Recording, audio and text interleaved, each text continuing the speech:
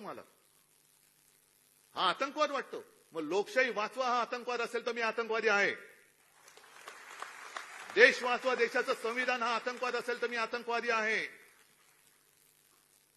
पण तुमचे जे बापजादे दिल्लीत बसलेले आहेत, मोदी आणि शहा, ते सरकारी यंत्रणेचा दुरुपयोग करतायत. आमच्या कार्यकर्त्यांच्या घरी तुम्ही ED, income tax, CBI, police पाठवता.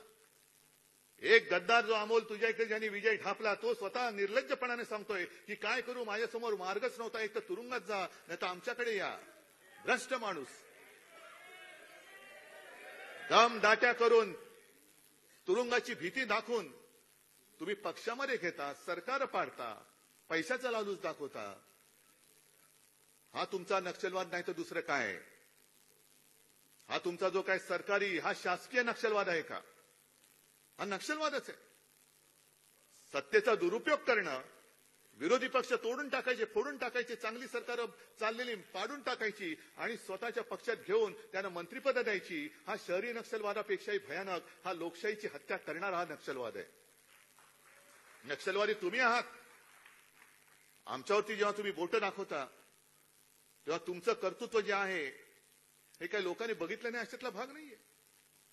जनतेने सगळं बघितलेलं आहे, म्हणून एवढं सगळं केल्यानंतर सुद्धा जनतेने आम्हाला मतदान केलेलं आहे. आणि मी मिंद्याना सांगतो,